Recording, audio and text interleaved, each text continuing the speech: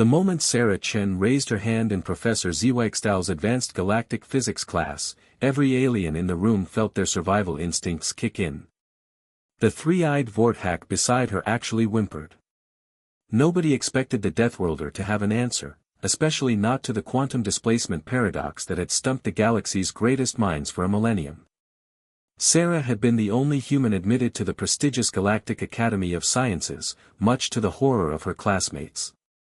Earth was classified as a Class 12 death world, where everything from the weather to the wildlife tried to kill you daily. Humans were known throughout the galaxy as terrifyingly adaptable creatures who somehow thrived in conditions that would liquefy most civilized species. "Your planet has moving tectonic plates," Professor Zweigstal had muttered during orientation, his crystalline form shimmering with what Sarah had learned was the Altarian equivalent of a nervous breakdown. "And you swim in dihydrogen monoxide for recreation." The other students gave Sarah a wide berth, convinced she might spontaneously combust or devour them whole. The ethereal collective representative had actually filed a formal complaint about sharing classroom space with a descendant of persistence hunters. Sarah found their fear amusing but tried to keep a low profile. She was here to learn, not to terrify her classmates into academic paralysis. The trouble began when Professor Zweigstal presented the quantum displacement paradox during their weekly impossibility seminar. For over 1,000 years, the galaxy's most brilliant minds had struggled with the theoretical framework that prevented instantaneous matter transportation across galactic distances. The energy requirements alone would collapse a star, Professor Zweigstal explained, his voice carrying the weight of countless failed attempts. Every civilization that has tried has either given up or ceased to exist. Sarah's hand shot up. "What if you're thinking about it backwards?" The classroom fell silent.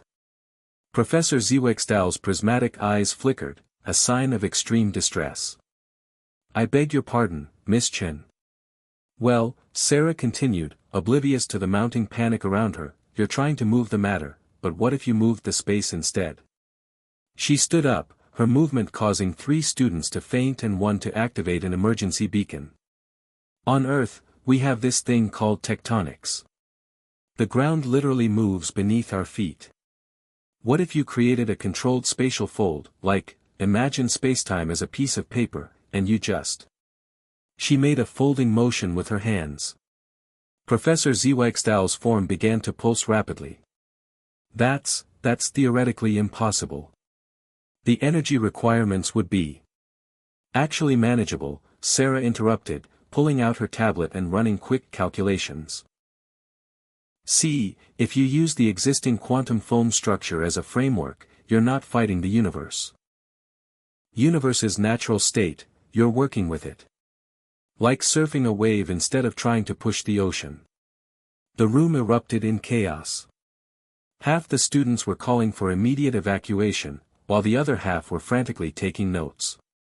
Professor Zweigstal stood frozen, his advanced mind processing the elegant simplicity of Sarah's solution.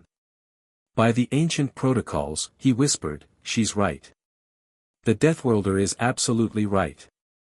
Within minutes, the solution was being transmitted to the Galactic Science Council. Emergency sessions were called across 17 star systems. The greatest breakthrough in galactic physics had just been solved by a 19-year-old human who treated impossibility like a minor inconvenience. "Sometimes the best solutions are the ones nobody thought to try," Sarah said with a shrug. "On Earth, we call it thinking outside the box." The aftermath was swift and overwhelming. Sarah found herself at the center of a galactic sensation, with species from across the known universe requesting audiences. The quantum displacement paradox that had haunted civilizations for centuries was now known as the Chen fold, revolutionizing travel, communication, and trade throughout the galaxy. "I just looked at it like a human would," Sarah told the assembled press conference, not understanding why that statement caused several reporters to request immediate medical attention.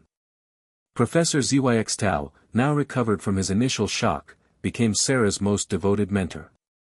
"Never underestimate a Deathworlder," he would tell his colleagues. "They see solutions where we see only problems because they've spent their entire evolutionary history turning problems into opportunities."